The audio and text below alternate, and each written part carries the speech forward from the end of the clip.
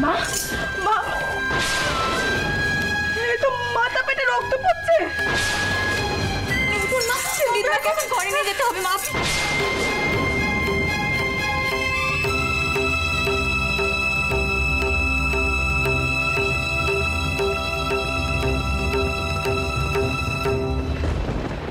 ছোটকুটকি, মায়ের যে অবস্থাখানে আজকে হলো নে, তার জন্য দায়ী কিন্তু তুই আর মতুর বাবু। তোদের জন্য মায়ের এই বয়সে এসব চিন্তা দূর হয়নি, সব তোদের জন্যই হলো।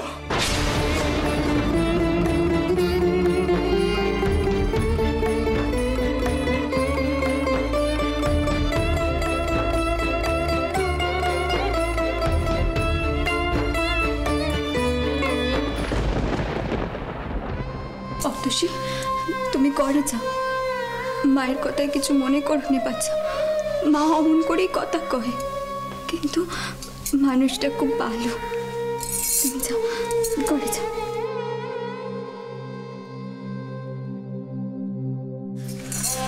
শুনছেন ডাক্তারবাবু কখন আসবে কন দেখিনি?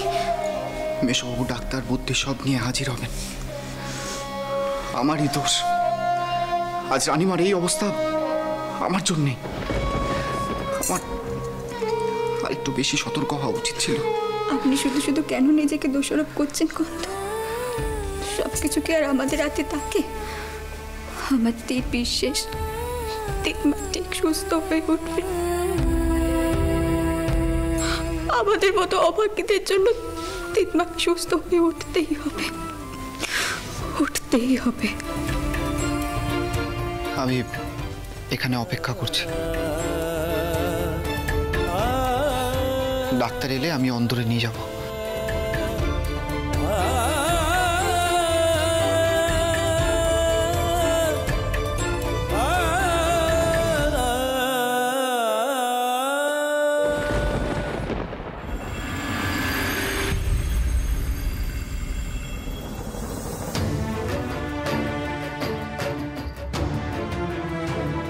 ডাক্তারবাবু কখন আসবে তুই জানিস? চোখ কি না বাদ দিদি, মায়ের তো কোনো জ্ঞানই নেই। তাহলে কেন এমন দ্বারা বিপদ ডেকে আনলো আমাদের ওপরে কে জানে। আর কেন,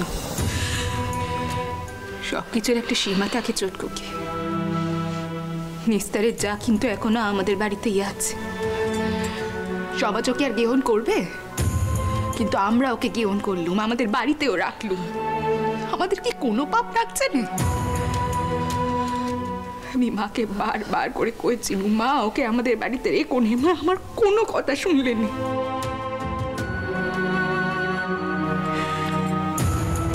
অবশ্য শুনবেই বা কেন? মা তো চিরটা কার শুধু মতুর বাবুর কথাই শুনে এসেছে। তাহলে এর থেকে ভালো আর কি হতে পারে বল? তিনিও যে ডাক্তার আনতে কোথায় গেছেন কে জানে।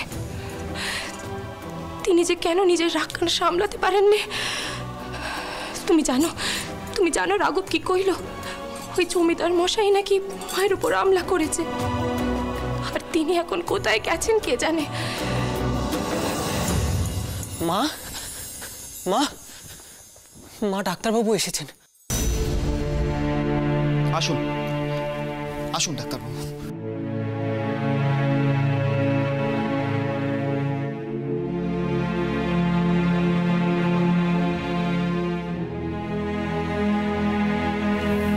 রাঘব বাবু, আমরা রানীমাকে পরীক্ষা করতে চাই। আসুন।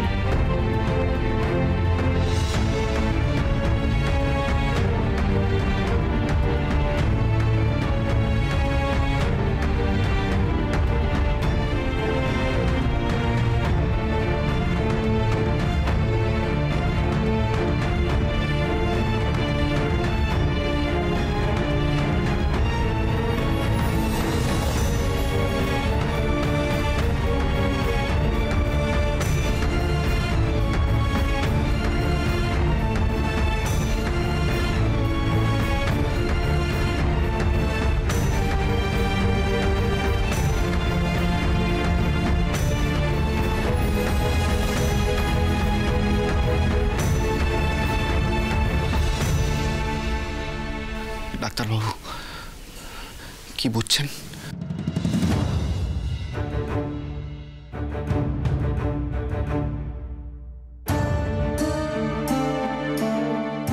আমি ভালো বুঝছি না রাঘব বাবু।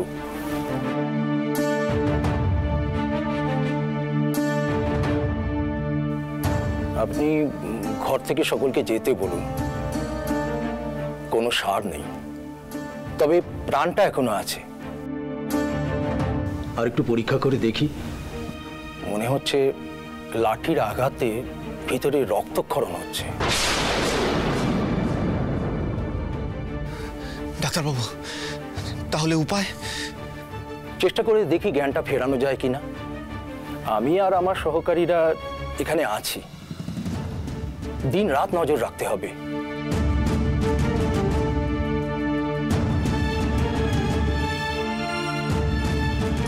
মাসিমণি, ডাক্তারবাবুরা আজ এখানেই থাকবেন, আপনারা বাইরে যান। দেখুন, সকলে মিলে এখানে ভিড় করে তো কোনো লাভ নেই। আমি, দ্বারিকা, আমরা তো আছি এখানে। রাঘব, ডাক্তারবাবু কি বললেন? মা মা সুস্থ হয়ে উঠবে তো? মাসিমণি, আসলে এখনই সঠিক করে কিছু বলা সম্ভব নয়। আঘাত বেশ ভালোই লেগেছে। আপনি কিছু চিন্তা করবেন না। দেখুন, ডাক্তারবাবুরা তো আছেনই এখানে। দ্বারিকা, তুমি এখানেই থাকো। মাসিমণি, আপনারা আসুন।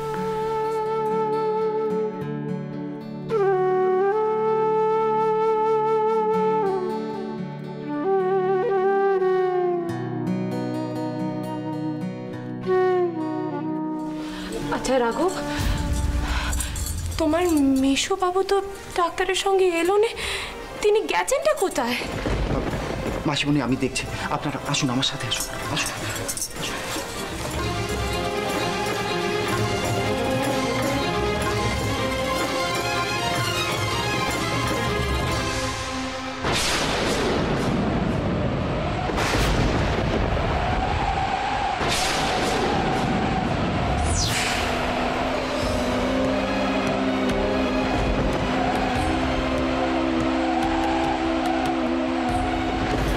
দেখেছো তো, তোমার মায়ের নাম নিলে এখন কেমন শান্ত হয়ে গেছে।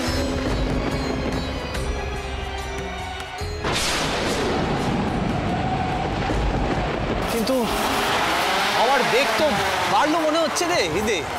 হ্যাঁ গা, আজ সারা রাত জ্বর বাদল হবে মনে হচ্ছে।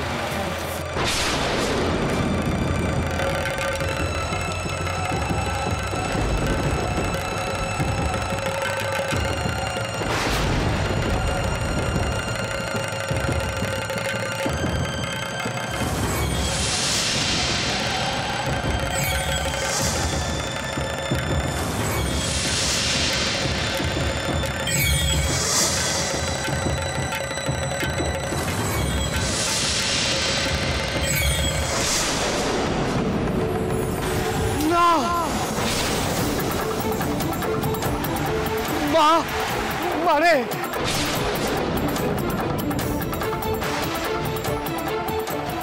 মা, মায়ে আমি কি দেখলুম মা? রানীমা অসুস্থ।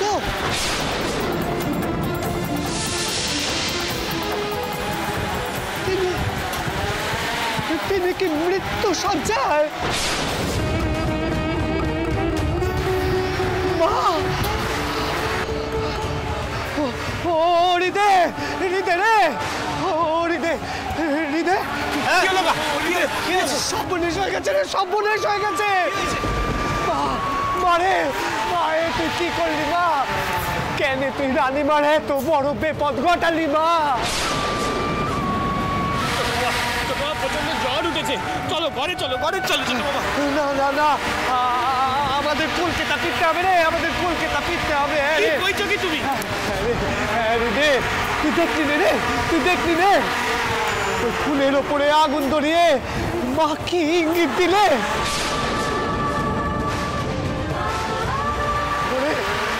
ওরে রানীমার যে জ্ঞান নেই রে, মা মৃত্যু সজ্জায়। তুমি কি কইছো ছোট বাবা?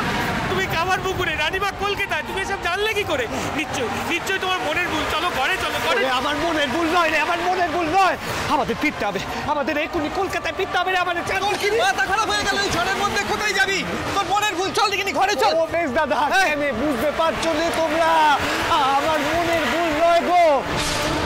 আমি তো মায়ের নাম নিচ্ছিলাম, তখনই মা এমন দৃশ্য দেখালে।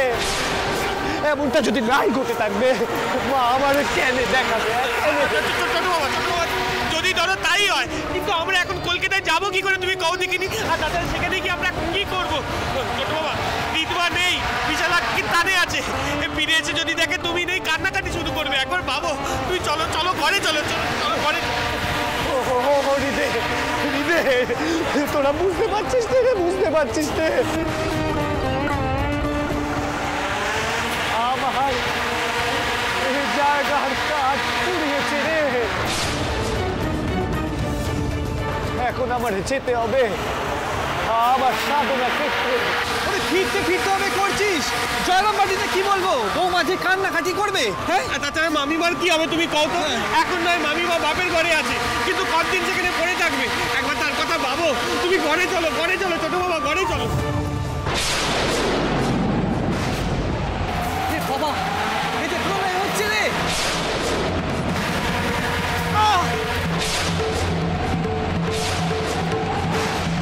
চল দেখিনি, চল চল ঘরে চল দেখিনি, চল।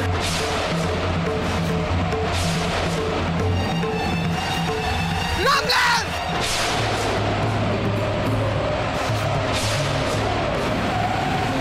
রামলাল! রামলাল! রামলাল! রামলাল! রামলাল! কি হয়েছে তো? রামলাল! রামলাল! রামলাল! রামলাল! রামলাল! ও রামলাল!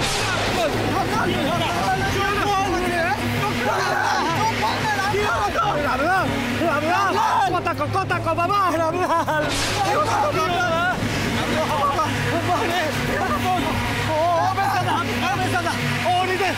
তোরা এক কাজ কর, তোরা রামলালকে নিয়ে ঘরে যা রে। তোরা ঘরে যা, তোরা ঘরে যা, দেখিনি ঘরে যা। ও বাহ বাহ, এ তুই কেমন বিপত্তি শুরু করলি চারিদিকে? মা কি বিপত্তি তুই শুরু করলি? এমন তুই কেন করছিস মা? এমনটা তুই কেন করছিস?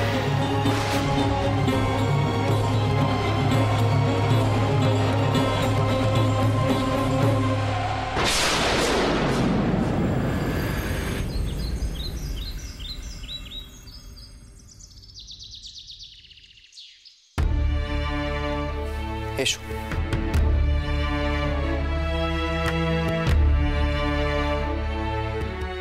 ভাই দয়াল, তোমরা এখানে একটু অপেক্ষা করো, আমি গিয়ে মাসিমণিদের খবর দিচ্ছি।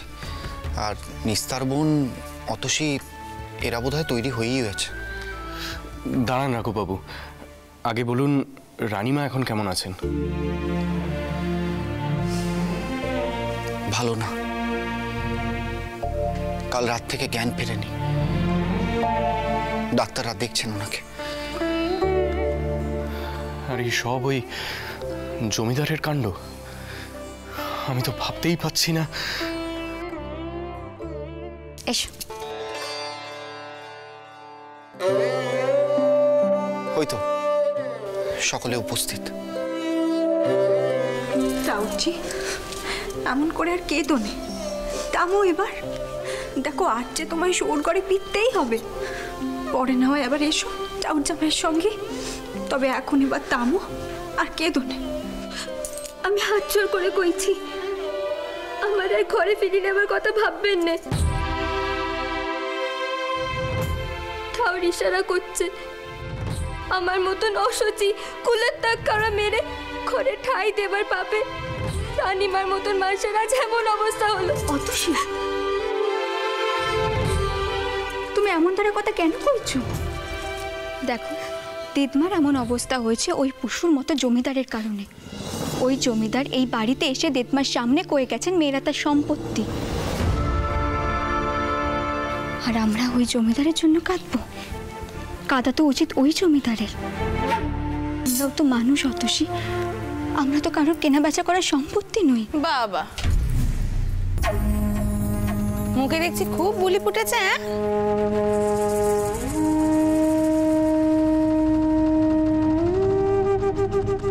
দেখো বাবারা, আমি স্পষ্ট কথা স্পষ্ট করে কইতে ভালোবাসি। সেই জন্যই অবশ্যই এই পরিবারের অনেকেই আমাকে খুব একটা পছন্দ করেনি, কিন্তু তাতে আমার কিছু যায় আসে না। ওইসব রাগ ডাক গুড় গুড় আমার পোষায় নেই, তাই স্পষ্ট করে তোমাদের দুজনকে কইছি, তোমাদের বাড়ির বউকে তোমরা এই বাড়ি থেকে নিয়ে যাও, ওকে আমরা এই বাড়িতে রাখবো না।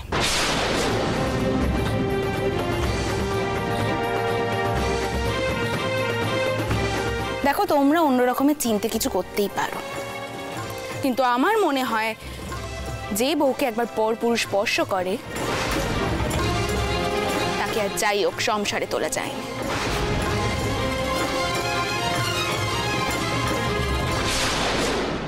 তোমরা নিঃসারে শৌর করেন নোক, আমাদের কুটুম বাড়ির নোক, তাই আমি এতদিন কিছু কইনি, কিন্তু আর আমাদের পক্ষে সম্ভব হচ্ছে না। ওকে এই বাড়িতে রেখে আমরা আর আমাদের বাড়ির পাপ বাড়াতে পারবো না, তাই তোমরা ওকে নিজেদের বাড়িতে নিয়ে যাও। ও চলে যাওয়ার পর এই বাড়িতে আমি সস্তায়ন করব।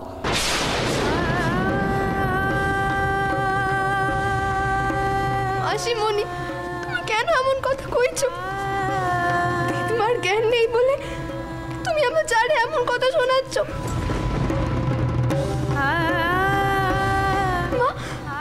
তুমি কেন কোনো বিধিভেদ করছো? তুই দাম চুরি, তোর বাপের নাই পেটে খুব মাথায় উঠে পড়েছিস।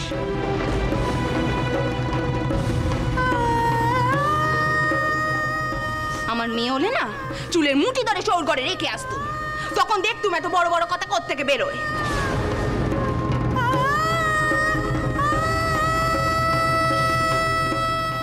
চটকুকি, নিসারকেও শোর করে পাঠানো বন্দোবস্ত কর, আর সঙ্গে তো মিষ্টি পাঠাতে হবে। এসো নেবো, যাও গিয়ে ব্যবস্থা করো। কিন্তু মাসিমণি, তিতমার এই দশা আমি এই বাসা ছেড়ে যেতে পারি না, সে তোমরা যাই কও না কেন।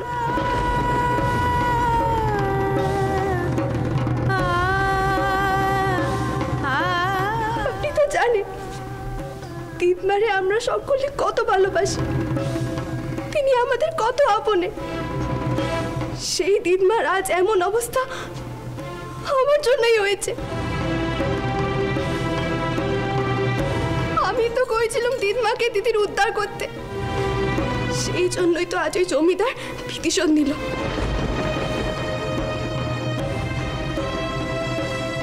আমি কি করে যাবো তিতমাকে এই দশায় ফেলে রেখে? কোন দেখি দাদা, জ্যাঠাইমা কি মানবেন? দয়াল, তুমি বউকে এখানেই রেখে যাও, মাকে আমি বোঝাবো কোন।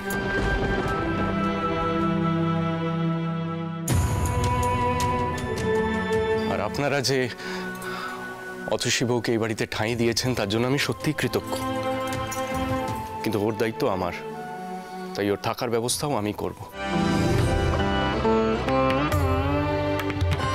অতসী বউয়ের জন্য আপনাদের যে পরিমাণ বিপত্তি হয়েছে তার জন্য আমি সত্যিই দুঃখিত। মা, আমি একখানা কথা না কই থাকতে পারছি না। তিতমা যদি জ্ঞান ফিরে শোনেন আমরা অতসীর সাথে এমন তারা ব্যবহার করেছি, তাহলে তিতমা কি আর বাঁচবেন? আপনার কি মনে হয়?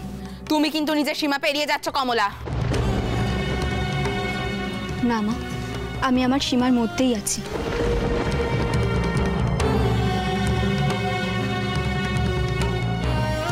আমি আপনার বেটার বউ ছিল, তখন আমি আপনার মুখের ওপর কোনো কথা কইতাম না। আমার যখন দ্বিতীয়বার বিয়ে ঠিক হলো, বিয়ের আগে আপনি আমাকে গুম করে আটক করে রেখেছিলেন, আমি তখনও কিন্তু কোনো কথা কইনি মা।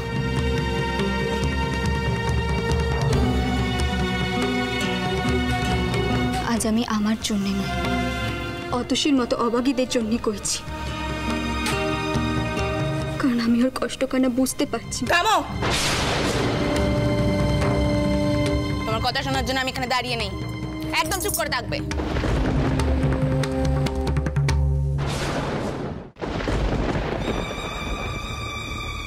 ছোটকুকি, তুই নিসারকে শোর করে পাঠাবি কি পাঠাবি না? আর তাছাড়া ওর সঙ্গে তো অনেক জিনিসপত্র পাঠাতে হবে, যা গিয়ে সেগুলো ব্যবস্থা কর। নিস্তার যদি ও শোর ঘরে না ফিরতে চায় আমি আর ওকে জোর করবো না বদ্দিদি।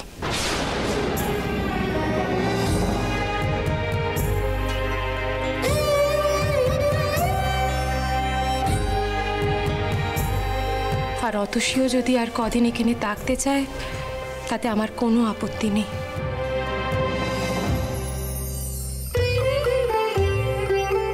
আর ওরা থাকলে যদি মায়ের অবস্থায় উন্নতি হয় তা তো ভালোই।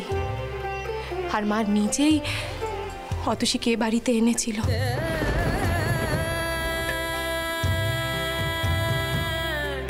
তুমি কিছু মনে করো না বাচ্চা।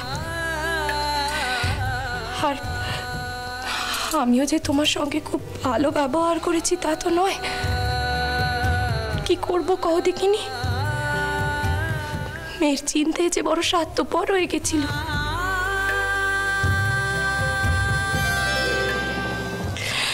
আমি তোমার কাছে মাপ চাইছি বাচ্চা, আমায় মাপ করে দাও না।